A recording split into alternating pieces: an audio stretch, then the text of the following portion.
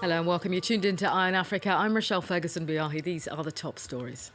Cameroon's Constitutional Council rebuffed the last of 18 petitions calling for a rerun of October the 7th presidential elections. We bring you reactions from our news team on the ground in Yaoundé. Calm returns on the Comoros Anjouan Island after days of violent clashes between police and demonstrators. This after the national government and local authorities reached an agreement. Also coming up in the programme, enough about love. Where's the social realism? DR Congo's growing army of rappers shun traditional rumba music, calling for grittier sounds. But first to Cameroon, where the Constitutional Council has rejected the last of 18 petitions calling for a rerun of October the 7th presidential elections. Well, almost a fortnight on from those polls, results have yet to be announced. Opponents of President Paul Biya say the vote was fraudulent. Biya, in power for 36 years, is seeking a seventh term in Cameroon's top job. Victory this time round would make him Africa's longest-serving leader after Equatorial Guinea's Teodoro Obiang Nguema Basago. France 24's Indira Ayuk reports from Yaoundé. For the past 3 days, Cameroonians from all walks of life have watched attentively as the Constitutional Council examined petitions tabled before them by the opposition in the wake of the 2018 October 7 presidential elections. Now, despite the fact that all these petitions, almost 20 of them, were thrown out by the Constitutional Council, Cameroonians remain satisfied as they say they have been part of history. For the first time in the country, for most people, public hearings were heard, broadcast live on national television and even on some social media platforms. Now, after all that has been said and done, the Constitutional Council has taken a decision, and on Monday, the 22nd of October this year, the official results of the presidential elections will be made public to the entire country. Well, France 24's correspondents have been speaking to more Cameroonians on the ground to find out what they think about the Constitutional Council's ruling. I thought maybe it was going to change many things. There was going to be a change, but it was very disappointing. I won't lie. We're all already very aware about politics in this country. I was really interested in what's been happening. Earlier this week, it was a day I was supposed to go play football. But I didn't go to my match because I was more interested in following this. It's history in the making.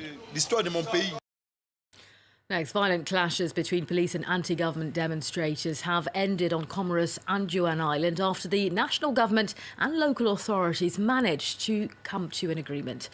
Well, protesters are angry about President Azali Assoumani's plans to extend term limits and end a rotating presidency. Critics say the move would see Anjouan, one of the country's three main islands, permanently excluded from national power. Lauren Bursticker has more details. After days of clashes, life is slowly getting back to normal in Mutsamudu. Friday morning, an eerie calm weighed over the city. Many residents were setting foot outside for the first time after a week spent in hiding, sometimes with no electricity or water. Our families are worried and scared. We've been holed up inside for days. We couldn't even go see a doctor. The standoff began Monday after rebels opposed to a recent constitutional reform barricaded themselves in downtown Mutsamudu. This sparked 4 days of clashes with security forces, in which at least 3 people were killed. On Thursday, the military sent in heavy reinforcements, completely surrounding the city center. And on Friday, authorities extended an olive branch to the rebels. The government signed an accord granting amnesty to those who willingly surrender their weapons. The Comoros have been plunged in a political crisis for the past 3 months. In July, a constitutional referendum reinforced the powers of President Azali Assoumani, potentially allowing him to continue to rule for 11 more years. The opposition, which boycotted the vote and called the referendum illegal, says authorities are responsible for the latest violence. The government, meanwhile, has blamed the clashes on the opposition Jua party. Its leader, Abdallah Sambi, was charged with corruption in May and has been under house arrest since. France's Foreign Affairs Minister Jean-Yves Le Drian and his Burkinabe counterpart Alpha Barry have inaugurated a centre for innovation and youth in Ouagadougou. Well, the project for La Ruche, or the Hive in English, was announced by the French President Emmanuel Macron during his speech earlier this year. The centre is designed to encourage interaction between both digital start-ups and higher education facilities. Speaking earlier, Le Drian also reiterated France's support and solidarity in the fight against terrorism. Have a listen. I want to reiterate, on behalf of France and of President Macron, our solidarity and our willingness to help. We want to show solidarity in our common fight against terrorism so that it can produce results. Well, time now to take a look at some other stories that are making headlines on the continent. A Nairobi court has formally charged Kenya's Exports Minister Hassan Wario with corruption relating to the 2016 Rio Olympics. Wario pleaded not guilty to the 6 charges levelled against him. Meanwhile, the 2-time Olympic gold medalist and ex-Kenya Olympic Committee chief Kipchoge Keino wasn't present at the hearing. Keino was charged with abuse of funds on Monday, but officials says he's expected to give a further statement with a decision to be taken in 7 days' time. Libya's Foreign Minister Mohamed El-Tayez Allah has said his country is opposed to plans to set up assessment centres outside of the EU. In June, members of the bloc approved the idea of creating the centres to differentiate between refugees and economic migrants to be returned to their home countries.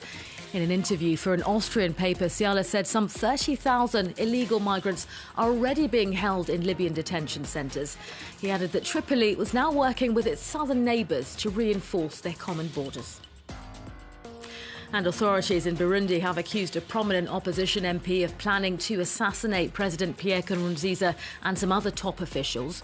During an address on state television, the Security Ministry accused Pierre Celestine Ndikumana of the Burundians Hope Coalition of being behind that plan. Ndikumana has strongly refuted the claims, calling them an attempt to intimidate him. 3 alleged members of what authorities called a commando unit were paraded on television. Next, we head to the Democratic Republic of Congo, where traditional rumba music is facing a growing chorus of criticism among rap and hip-hop fans. Now, some accuse rumba of only talking about love and failing to address real social issues amid the country's ongoing political crisis. DRC's growing army of rappers say they favour a more gritty approach to music. Kinshasa is considered the capital of rumba, a traditional style of music now seen as outdated by many young people. The inner-city youth of the Democratic Republic of Congo are instead turning to the booming urban music scene. Rap and hip-hop artists are rapidly becoming the new cultural leaders in this country rocked by political crisis. There are new structures, people standing up to fight, to say, yes, we can create urban music here in the Congo. 2 years from now, I think it's going to be massive. Tucked away in this working-class district of the capital is a tiny recording studio called Kinshasa Sound. All the big names from the country's underground scene have passed through. Artists like Sister Becky, Alesh and Magneto. Their music broaches problems faced by the young population, often leading to attempts at government censorship. Yeah, the studio was temporarily shut down recently. Why? Because we're behind a lot of popular songs. They said we were making songs that go against common decency. The Democratic Republic of Congo is due to hold elections on the 23rd of December. Just like Uganda's Bobby Wine or Burkina Faso's Smoky, opposition candidate Lexus Legal has made the transition from music to politics. As an election contender, he describes himself as singing in a different key to the prevailing politics of President Joseph Kabila. We're not just going to do what the president wants, or the opposition for that matter. That's not going to happen. We can't keep quiet. It's up to us to speak out. We've got the power. Lexus Legal has been arrested many times. Another rapper has been hit by censors, who found fault with the song's refrain of "Theft is wrong" and its title, "The Leader is Heartless." But despite efforts to clamp down on this music, its popularity persists among a generation that is determined to see cultural and political change. Well, there you have it. You're up to date from news on the continent. Up next, more international headlines. Stay tuned. You're watching France 24.